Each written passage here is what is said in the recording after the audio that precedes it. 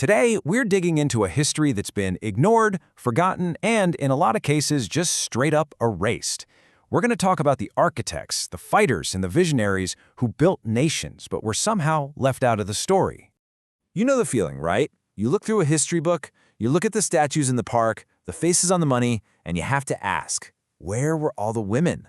We're taught how men built empires, how men fought wars, how men led. But were women really just watching from the sidelines?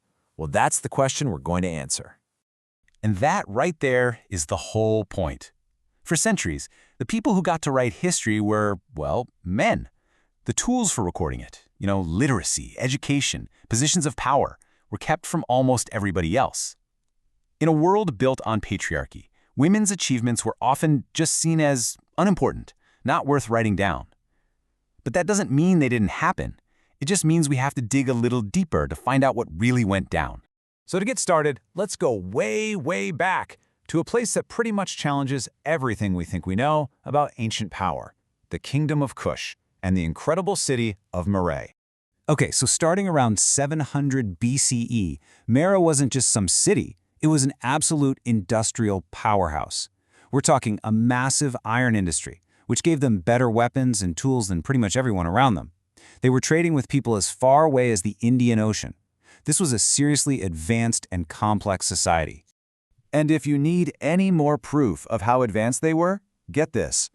In a pretty harsh environment, the Kushites built huge temples, massive tombs, and they even engineered heated bathrooms with piped hot water. I mean, come on. This was no primitive society. This was a high-tech civilization. So if Meroe was so amazing, why isn't it a household name like Rome or Athens? Well, that gets to the very heart of our story. It all comes down to who is telling the story, and how their own biases can totally change what we think is true. So on one hand, you have the actual archaeological evidence, the proof of a wealthy, advanced society.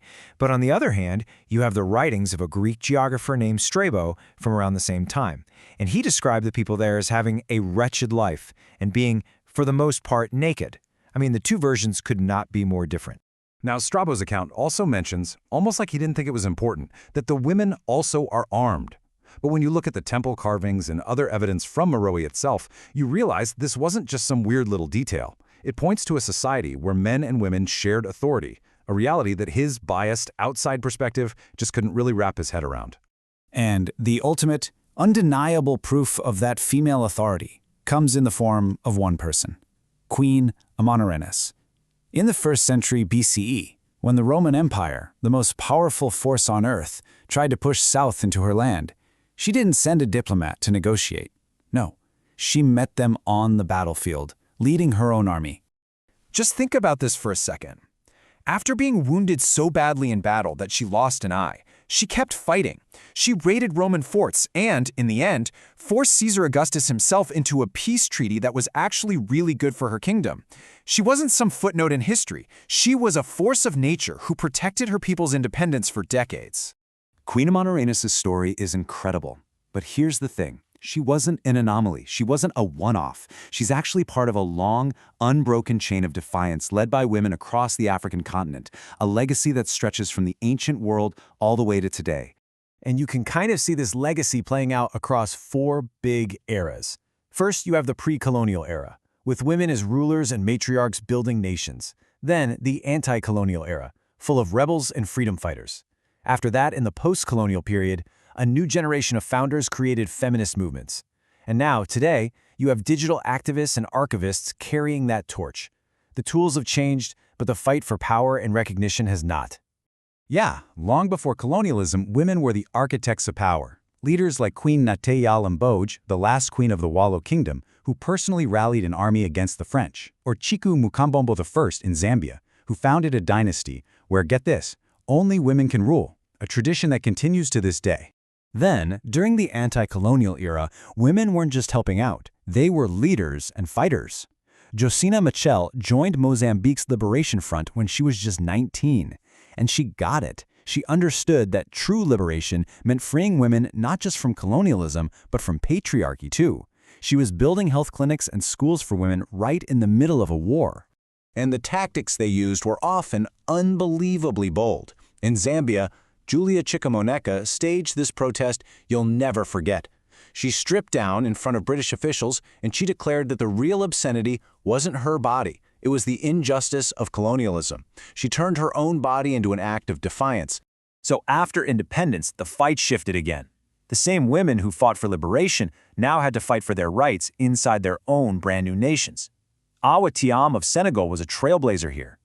Her 1978 book, Black Sisters Speak Out, just blew the lid off of silenced issues like FGM and forced marriage. It became a feminist manifesto across the continent. And that brings us to today.